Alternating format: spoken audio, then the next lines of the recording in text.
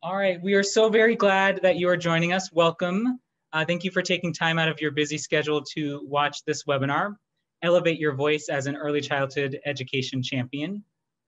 All of the resources and materials and handouts for this webinar are available online at azaeyc.org/elevate-webinar-21. As you're watching the webinar, you may want to open up that website and be able to look through some of the resources that we'll mention as we're discussing early childhood advocacy throughout this webinar. This webinar is a collaborative effort between several agencies who are working to break down silos and build bridges to create a stronger Arizona for our children, our families, and our educators. We wanted to thank our partners at the Southern Arizona Association for the Education of Young Children, Arizona Early Childhood Education Association, Expect More Arizona, and Child Care Resource and Referral for collaborating to make this session possible. My name is Eric. I am the Chief Executive of the Arizona Association for the Education of Young Children. Please stay connected with us. We do provide updates and resources and other ideas and tools for you as you're developing yourself as an early childhood champion for children and families. So follow us on Twitter, Instagram, Facebook, and LinkedIn, or feel free to email any of us panelists. We'll provide our contact information for you throughout the presentation. We are very pleased that this session is offered to you at no cost, thanks to funding from thanks to sponsorship by a grant from the Robert Wood Johnson Foundation in partnership with Child Care Aware of America and NAEYC, the National Association for the Education of Young Children. This webinar is one of many in a series of providing opportunities for early childhood professionals to practice elevating their voices and for us to work critically to advance equity, racial justice, and social justice in early childhood and in our communities. It's my pleasure to introduce our two guest speakers tonight. Barbie. Hi, good evening. I'm Barbie Prinster. I'm with the Arizona Early Childhood Education Association. We are a trade association and child care licensed private, nonprofit, and for-profit centers belong to our association. And I'm glad you are all here with us tonight.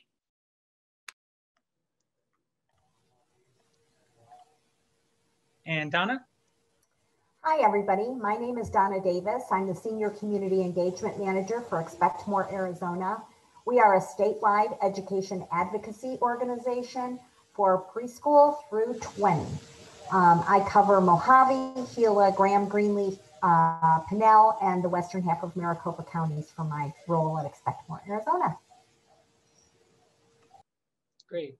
Thank you, Donna. Thank you, Barbie. We're glad that you're joining us. Thank you for partnering on this important webinar around early childhood advocacy and helping our early childhood professionals elevate their voices as champions for children.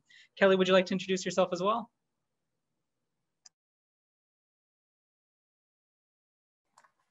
Thank you, Eric. Hi, everyone. I'm Kelly Larkin. I am Eric's counterpart here in the state. I am the Executive Director of the Southern Arizona Association for the Education of Young Children.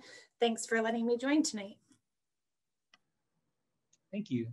So here's what we're going to explore during this webinar. We're going to share some ideas of how you can connect with your elected officials, your legislators, and get ideas for what you might want to say to get their support in early childhood education and things that are important to you as a champion in your community. We're going to spend some time going through the request to speak, or RTS system, and learn how you can give your feedback on legislative bills.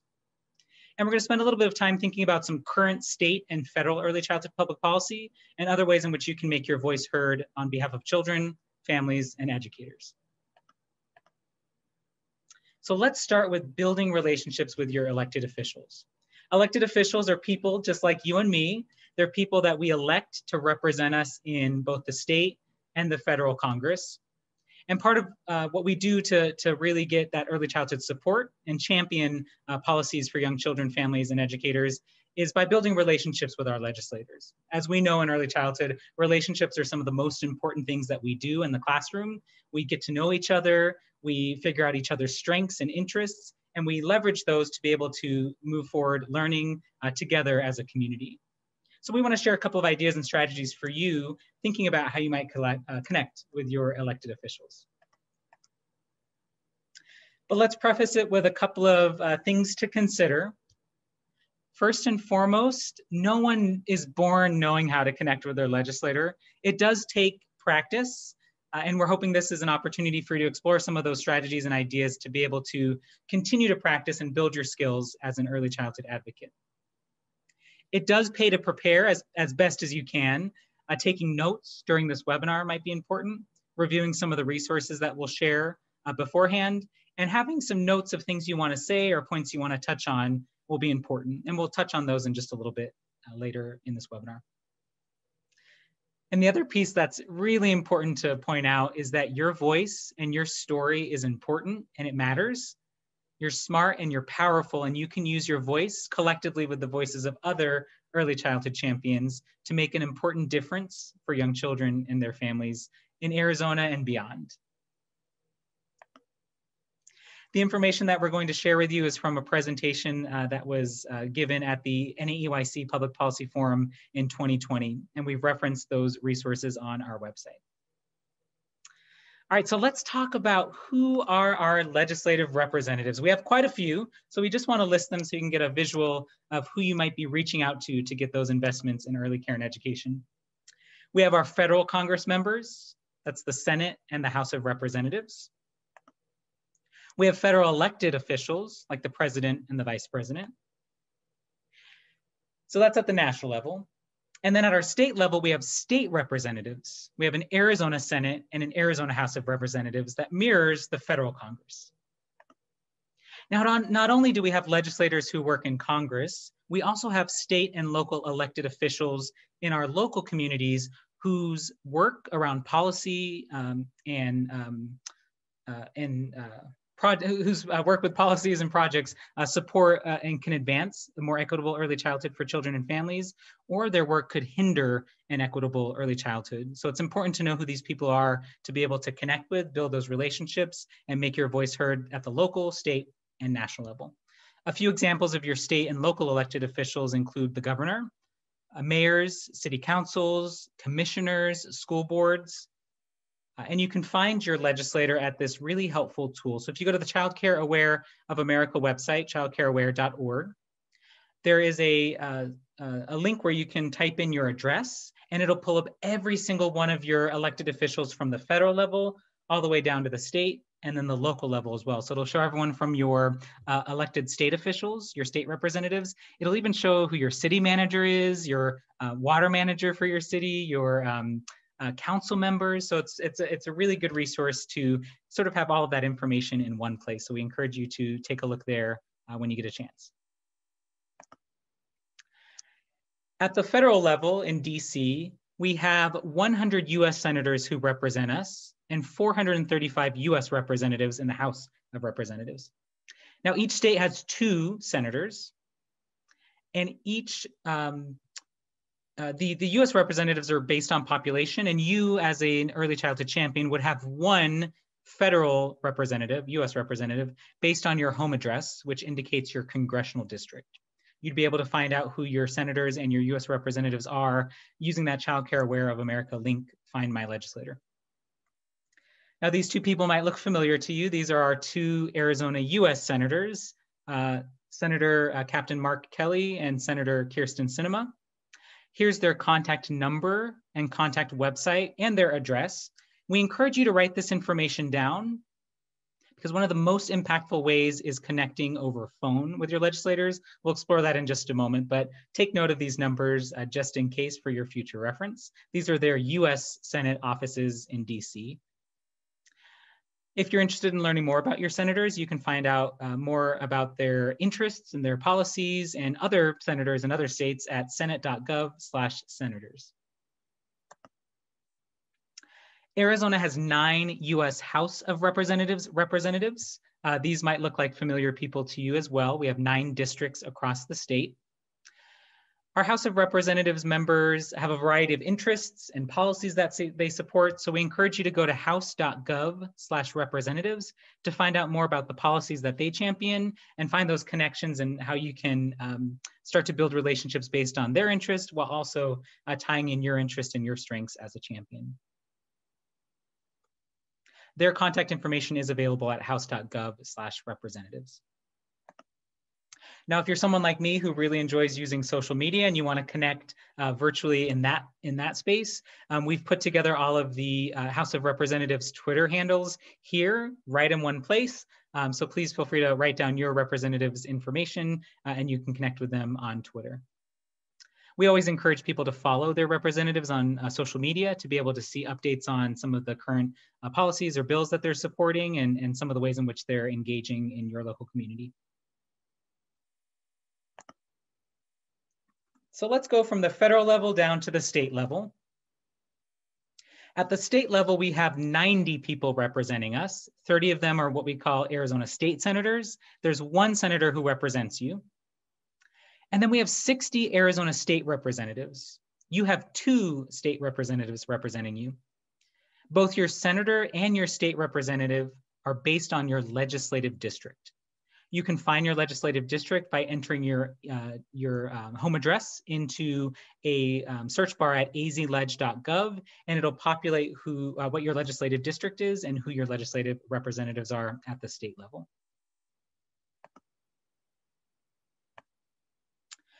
So let's talk about some ways in which you can connect with both your federal and your state legislators.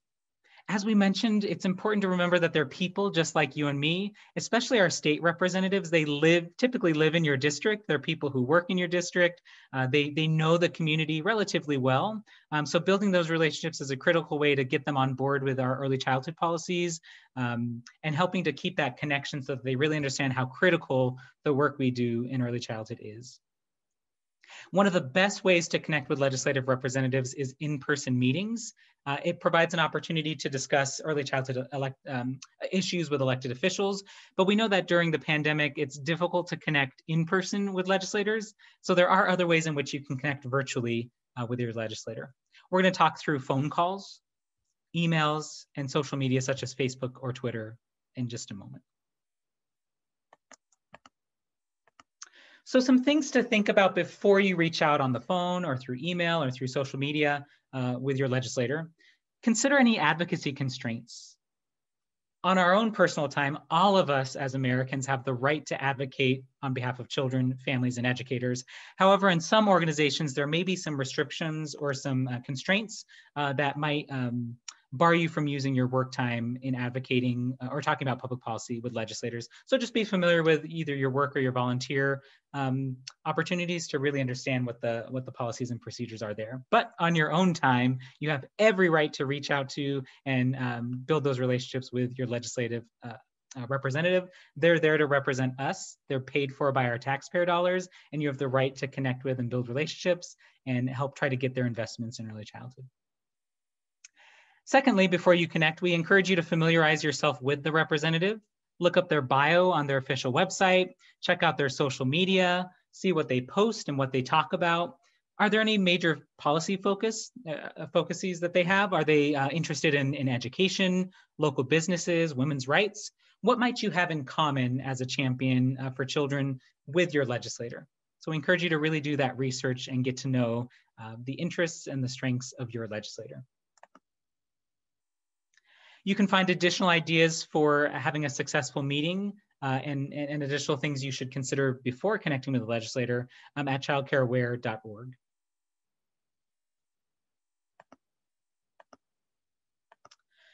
We know that early childhood is foundational to a vibrant community. Anything that we talk about in the community, from healthcare access to kindergarten entry and school district support, to criminal justice, everything can be tied back to early childhood education. So we encourage you to put together a few talking points that connect your strengths and your understanding and your expertise in early childhood with what the legislators' focus and interests are to really help them make those connections. Just like in any other relationship that we build, we have to share our perspective. We get to know each other's perspective. And that's one of the best ways to really start to pique their interest and show them the connections between what we do with young children and families with what policy priorities they might have as a legislator. Just a reminder that legislators are humans like you and me. They do want to hear from constituents about the issues that our communities face. And our voices are powerful and strong and can really help shape the way that they understand and help support early childhood in the community. As you're preparing, you may also want to consider what am I asking my legislator to help do for me and for my community? Do you want them to vote a specific way on a bill? Do you want them to maybe visit your early learning program virtually or in person to see the important work you do taking care of children and families? Perhaps you want them to come read a book in a virtual story time for your class to be able to connect and see the type of learning that happens in quality early care and education settings. So determine, what do you want to ask your legislator for?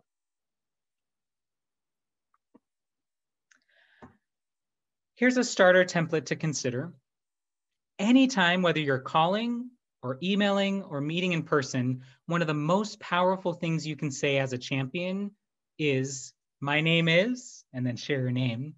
And then this phrase, "I am a voting constituent." If you know your district number, you should describe what your district is. And we'll go through some of these points in just a moment. But one of the most powerful things we can say is we are people who live in the community, and we're voting constituents. Our vote and our voice matters, and it makes a difference for young children and families. So highlight that phrase, write it down, and use that anytime you call, email, or meet in person with your legislative representative. So let's start off with talking about phone calls. In my experience, phone calls are one of the easiest and most efficient ways to connect with legislators, especially during their work hours, during their office hours. There's typically someone assigned to answering phones at both the state legislature and the federal Congress. And so it's one of the easiest ways to actually get someone on the line to talk to them and share your story, your concerns, and what you'd like your legislator to do to support you. Of course, prepare beforehand. Be ready to leave a message just in case you reach the voicemail and you're not able to reach a person live. Once you're connected to your legislator's office, introduce yourself and make sure to add your own story. No one knows you and your experience better than you do. And so taking the time to really craft and talk about what you've done in your experience for children and families, how you're experiencing things like the pandemic, or what challenges you're facing or what successes you're facing in your early care and education program, what makes you, you. Those are the important things to start to share with your legislators to build those relationships. And then, of course, telling them why and how specifically they can support early childhood policy. And they are elected officials. They are serving us as constituents. So it's usually nice to say thank you for your service to democracy. Email is another way in which you can connect with your legislative representatives. We encourage you to draft the message beforehand in a Word doc with some of your ideas of what you want to say in your email. Be sure to introduce yourself in the email and make sure to add your own story. Again, tell them why they need to support early childhood policy and thank them for their support of democracy. And plan to follow up via email or by phone if you do not hear back. From our federal representatives, most of them typically have an automatically generated email that shares a lot of resources that they're working on at the federal level to support Arizona's children, families, and communities. So you may receive that back pretty quickly. It's important to read through that and see some of the connections between what your federal representative is doing in terms of policy with what you are interested in and what your values are as a champion. Sometimes they send a pretty generic response. They might be a letter, it might be an email. So if you get a generic response, definitely read through that. That's an important note to consider so you can really see what the legislator's thinking. And then we encourage you to reach out again, either by email or by phone, to continue to make those connections and be specific about exactly what you're looking for as an early childhood champion. Social media is another way in which to connect with legislators. You can search for your representative on, search for their professional social media profile on Facebook, Twitter, LinkedIn, or Instagram. Some representatives have a professional social media profile and a personal profile. I would encourage you to look at their professional social media profile first, unless you've developed a deep enough relationship and you're close enough to invite a personal request. Most representatives have a pretty a solid presence over social media, Facebook and Twitter specifically, but some representatives may not, and you may not be able to find them. At least our federal representatives, they definitely have Facebook and Twitter. So we encourage you to add them on your profiles. Like their page and follow them to stay up to date on their policies. We do encourage you to repost or retweet any of the posts from our organizations or any EYC or Child Care Aware of America or any other national or state advocacy agency, and then tag your representative. So if there's a call to action about a specific bill that's going through a committee and needs our voices to be heard for children and families, being able to retweet that and then tag your legislator with your ideas or your value or what you want them to support or not support would be particularly important. And then it's always important to include a personalized message. Your voice and your story matters. So consider, as an early childhood professional, what are you experiencing? What are your successes? What are your strengths? What are the challenges? And what can the legislator do to help the situation? Can they come visit a program to really see the benefits of children and families receiving scholarships? Can they make more investments in healthcare access in your community? What exactly can they do to help the situation? And then whether you're calling or tweeting or emailing or meeting in person, it's always important to follow up and keep those relationships developing. It takes time, but it's so crucial to be able to sustain those relationships, because then that gets the investment and importantly, the understanding of the legislators about the importance of early childhood. You start to develop that relationship and they're able to better understand why you need what you need and what they can do to support you. Definitely be timely. If you don't receive an email or phone call back, follow up, give another email or another phone call. Do remember that especially during legislative session, legislators are pretty busy, but they do, for the most part, have staff available to take calls or respond to calls. So please continue to follow up and make your voice heard. And if you've successfully called or met in person, just send a thank you email or a short thank you phone call recapping what you talked about and saying, I'll count on you to do whatever the legislator said they were going to do to support you. So to summarize, you're smart and powerful leaders. Your voice and your story matters, and it's important to helping our legislators really understand the critical and complex work that we do in early childhood. Your story is a great way to build relationships with your legislator. You're the content expert. You know more about your experience and your community than anyone else. So be that reliable source for your legislators, someone they can come to when they have an early childhood issue in the community. They know you'd be an expert to help talk them through it. Now, there are a lot of policies and procedures happening in early childhood that we want to help change and think about in terms of making a more equitable early childhood, but you don't have to cover every single thing in one meeting or one phone call. Pick and choose specific actions or challenges that you're facing and focus on those. And then as you build deeper relationships, you'll have more opportunities to follow up and get support for all of the pieces that are of importance to you. We did provide some research one-pagers and key findings on our website. You can always share those with legislators so they have a breakdown of the data and what the data is telling us about our communities and what our communities need. And be sure to stay current and share any new updated information with officials as it becomes available. So let's say your program begins to serve more children because you're able to access more scholarships from a community foundation or from a partner or something like that, then giving them an update and saying, thank you for visiting. I appreciate you taking the time to virtually meet with us. We wanted to share with you that because of your, because of the investment that we made at the federal level, we were able to serve more children because of this, this, and this. And here's how it impacted children and families. So continue to do that follow-up and build those relationships. And now it is my pleasure to turn it over to Donna, who's going to talk us through how to sign up for and use the Request to Speak or the RTS system.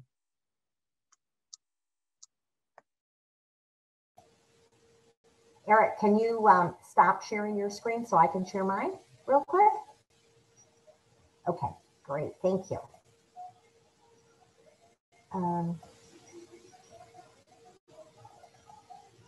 Okay, can you see that? Okay. Yep. I'm here to talk tonight about the Request to Speak system, which is one of my favorite things that our state offers, although I wish they would offer it in a different way. This is the Arizona State Legislature website. You can find it at azleg.gov. And actually, there is a lot of information on this website that you can go to find information that you want to learn about what the committees are talking about every day, who's on the committees, the bios for all of our legislative members are in here. So there's all kinds of stuff in here. But I'm here to talk about the request to speak, which you can find by going to legislative information and then go to request to speak. And so I'm going to go here. See that screen? The different one? Or am I, okay. I want to make sure because my earlier presentation, it didn't switch. Okay, so this is what the screen will look like when you first get into the request to speak system. You need to be signed in to comment on bills. The way you sign in is that Eric will get your name and an email address for you, but you have to activate your account down at the legislature. And that's what I meant by this request to speak system is wonderful, but the process to get into it is very difficult. And especially during these times, because while we used to be able to go down and sign people up all the time, because I work with people from all over the state who can't get to the Capitol, my organization goes down and signs. If people give us permission to sign them up for the request to speak system, we go down there and do it. But during this COVID time, you have to have an appointment with somebody to get that done. So I will try and get an appointment in the next few weeks to get down there and sign you up if you want to be signed up. But the important thing to know here is that if you are signed up, your name will be up here where it says sign in. Your name will appear there, but since we don't have a name there, it means that I'm not signed in. So this screen will come up and I'm going to sign in, I hope. Maybe not. Okay. So now, Eric, can we go back to the slides? Because I guess this isn't going to work for me anymore. So I'll stop my share.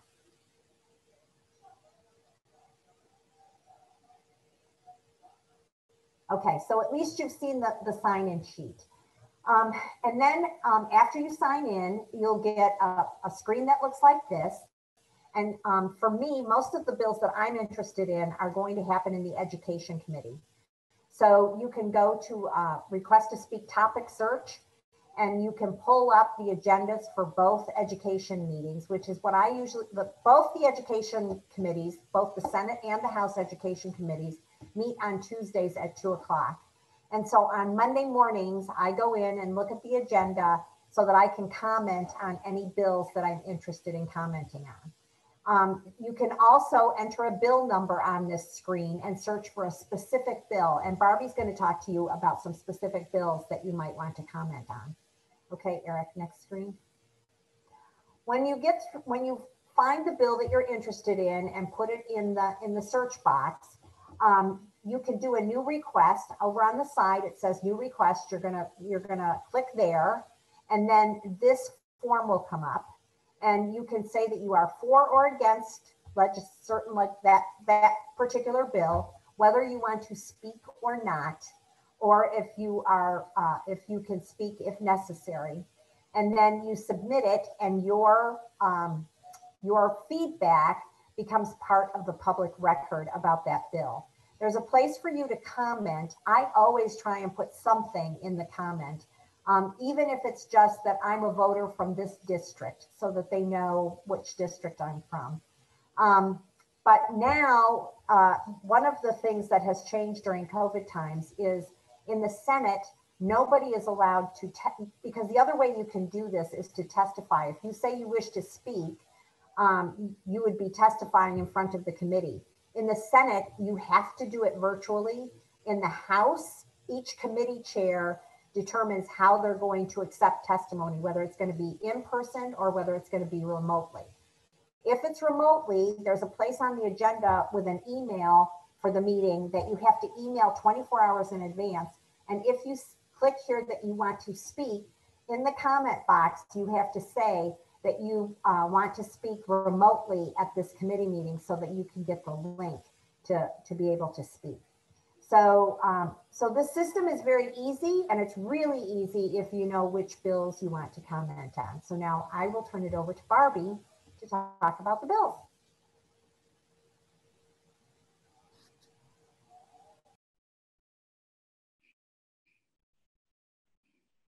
All right, so first of all, we're going to talk about some of the federal money that we've received so far last year. I can't believe that we're almost a year into this. It's just crazy that we've been doing this now for almost a year. So back in March, the CARES Act was passed, and there was $3.5 million for CCDBG, which is the Child Care Development Block Grant. And so that money was dispersed out to states, and Arizona received $88 million.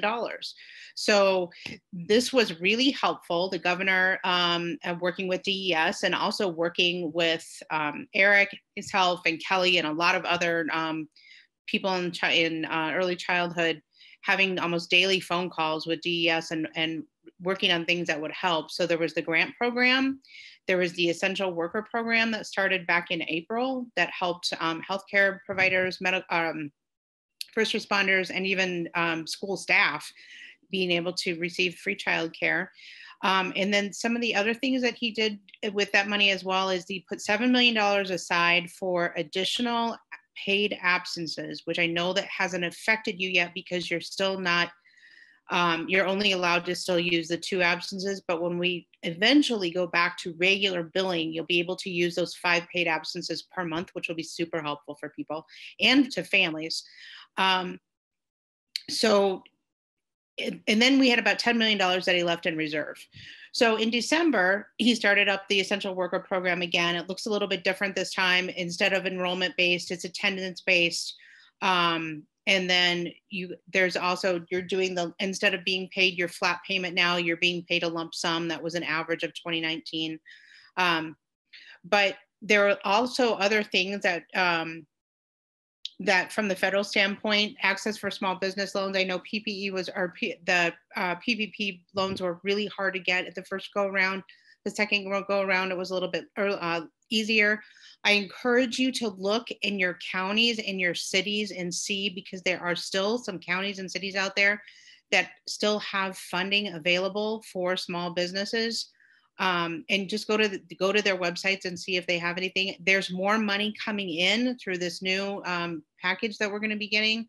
So I think there's going to be, I know the governor announced today, oh goodness, now I just totally forgot what it was. Oh, it's for low-income housing assistance for different counties.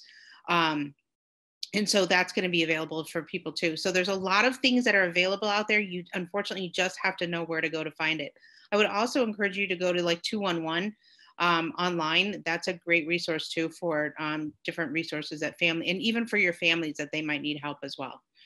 And then direct payments to qualifying taxpayers, stimulus money. I know that we're probably going to get more of that as well. Unemployment insurance, I know, has been really tough for people to access and to get paid. There's been so much, there's been fraud going on, and DES is working really hard. Unfortunately, they're working with computer systems that are really, really old. So hopefully they'll be able to use some of this money, new money coming in, to update their systems for not only for unemployment, but for childcare as well. That's one of our asks. And then student loans, suspension of payments on federally held student loans. I know that's going to continue to, and I know that's a big piece of the Biden administration of something that they're really looking into as well. So next slide, thanks. So with this new stimulus money that we're getting, some of the intent around it is really focusing on the existing and the long-term childcare crisis. This isn't short-term money that we're talking about. We need money to sustain this industry, to shore up this industry for not just 3 months or 6 months down the road, for the next year and a half, at least, maybe even 2 years into that. And we're hopeful that we'll get additional federal funding that might be more specific Like for instance, it might be just focused on infants and toddlers, which would be super helpful as well. So Eric highlighted this really well. Inequitable access for communities of color, poverty level wages for early educators, and unaffordable care for far too many families has been exacerbated by the impacts of the pandemic. And Eric is the one that always says we cannot go back to where we were. We need to honor where we were and all of the work that it got there, but we need to be able to move forward and level up and pay teachers more than a living wage, not just minimum wage and maybe a couple dollars above that. We need to make access to early childhood available for any child that wants it, not just who can afford it or who maybe has a child care subsidy. $10 billion in much needed direct pandemic related relief for the child care sector was signed into law right before Christmas by the Trump administration. We asked the House approved 50 billion. The Senate came back with 15, and somewhere along the line they agreed upon 10. So it's before we had 3.5 billion. So now we got 10 billion. So this means for Arizona, $254 million that I believe DES finally received the federal letter yesterday. For the official amount, it's like 248 something, but it's a good chunk of money to help us and to help support providers, facing reduced enrollment. I know attendance is your biggest problem right now. Staffing is hard. Increased costs of being able to serve children safely. PPE, gloves are above and beyond anything that, paying $100 a case for gloves is astronomical and hard, but we have to do it. Being able to reduce family co-payments, paying staff salaries, giving them bonuses. Wouldn't that be great? The governor of Georgia,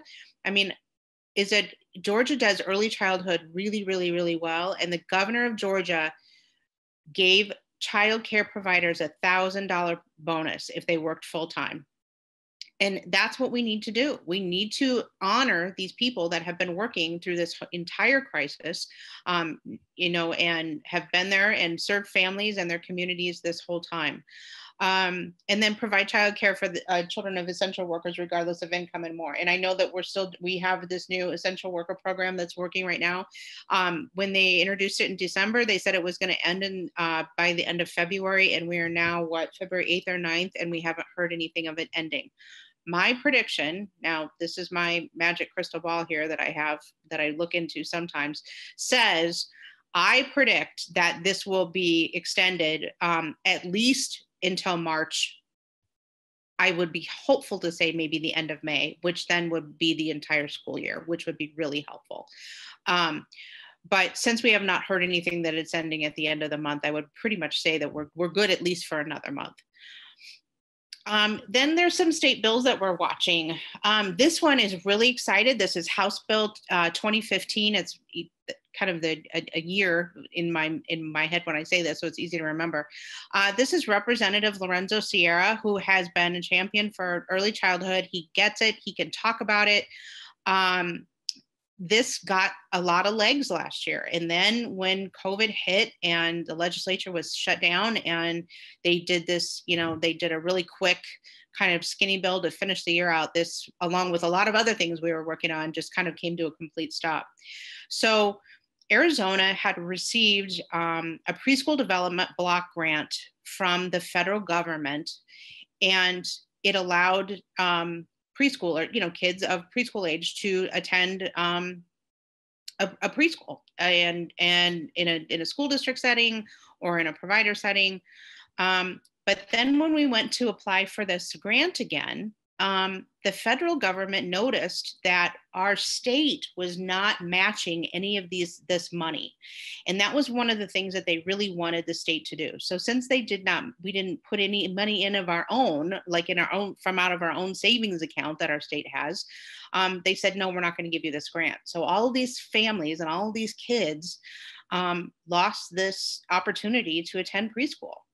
And we need kids, to close that achievement gap, we need kids to be attending preschool. So what this does is this is asking for money from our general fund to fund these slots that were lost. And this committee has, like Eric has noted in here, it's passed the House Education Committee, and it also has passed the Appropriations Committee. The next place it goes to is Rules before it goes onto the House floor for a vote. Now, the head of the Rules Committee has come to Representative Sierra and said, hey, if you can guarantee me that we have X number of votes to get this passed, we won't even go to Rules. We'll just skip right to the floor. And most everybody on this phone call today, of the panelists, we received an email today from Representative Sierra saying, hey, this is great. We're moving right along.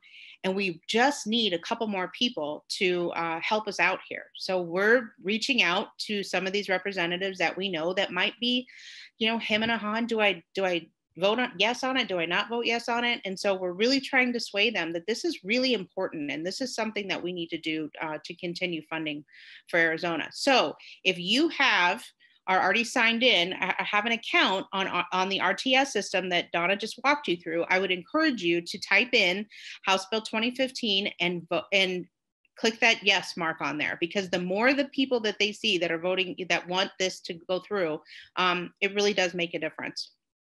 Senate Bill 1462, the child care appropriations. So this appropriates the $92 million in federal funds for child care.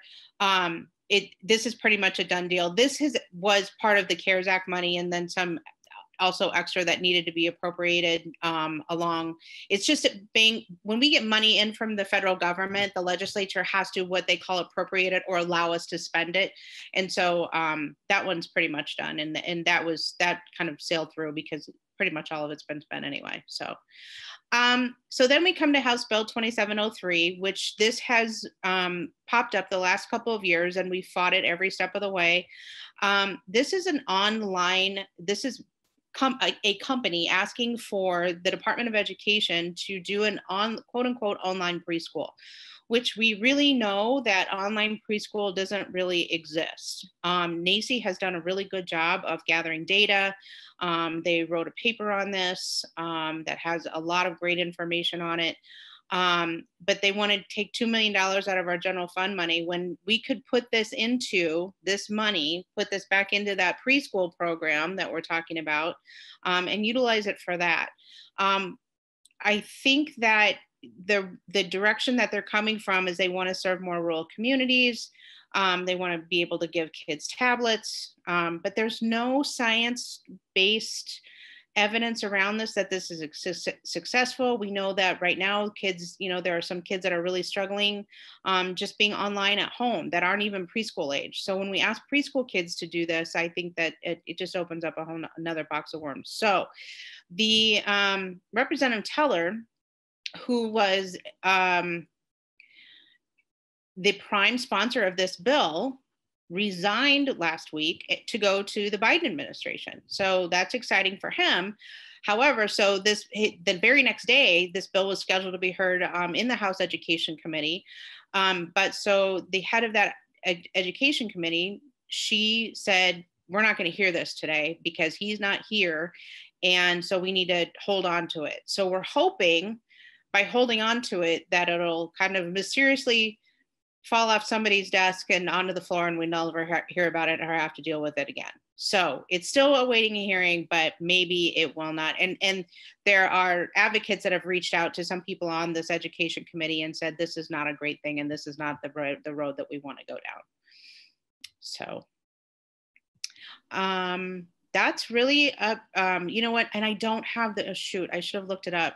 The other bill that we are watching actually passed out of, I don't remember, it was the mental health one yesterday for mental health for early, I think it's for both early childhood and K-12. That's a good one too, but that passed out of committee yesterday as well.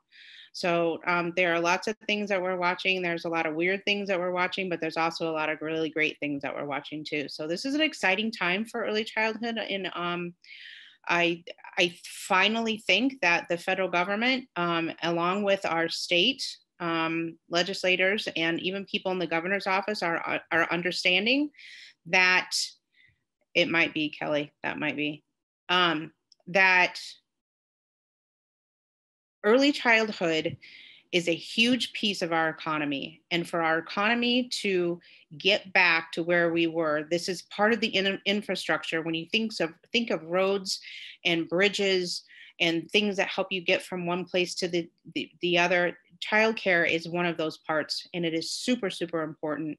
And the continued funding that we need to shore up this industry and support all of you is first and foremost, it's just super important. So I thank you all for enjoying it on tonight, and let us know if you have any questions. And I hope that you find out who both of your House of Representatives people and your senator are here in Arizona, as well as in DC, and send them an email and say, I work or I live in your district, and I am an early childhood provider, and our industry needs help.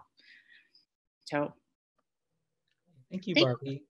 So the federal and state bills that we just shared are current as of 2020, and then the state bills are current as of the beginning of 2021.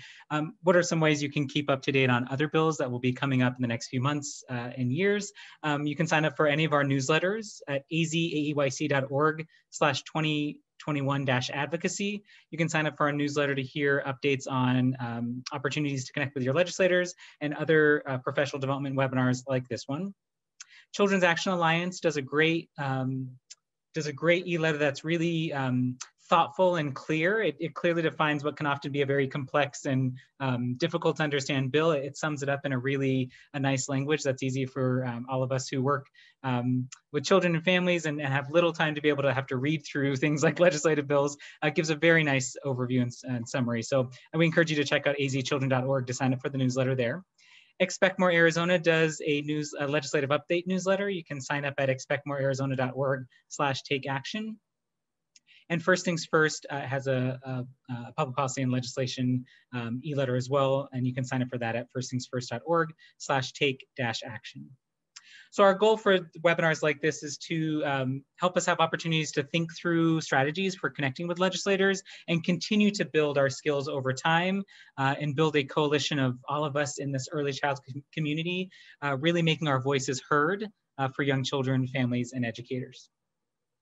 There are a couple of federal resources we'd like to share.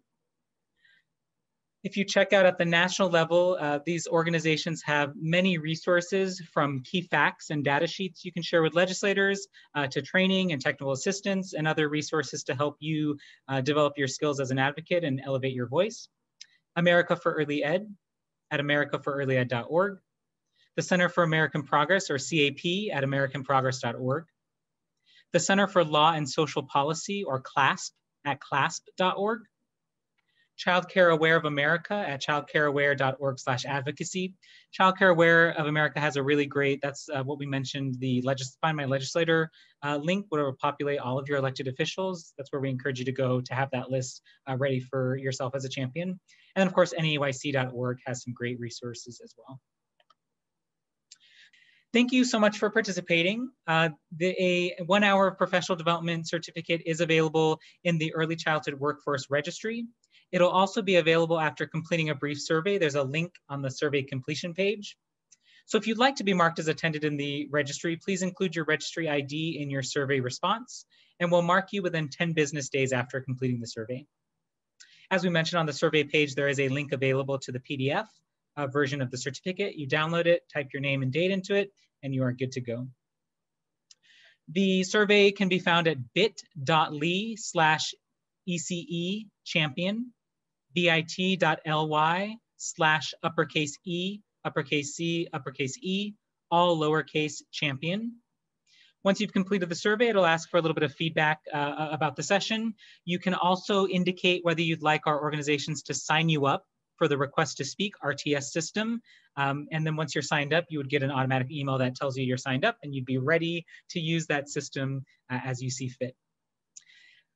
So whether you are calling your legislator or emailing them, tweeting or Facebooking them, or using the RTS system to make your voice heard, there are many, many ways in which you can elevate your voice as a champion for children, families, and educators. And we invite you to join us as part of our collective movement of really making our voices heard and a powerful movement and force for a better and more equitable Arizona for our young children, our families, and our early childhood educators.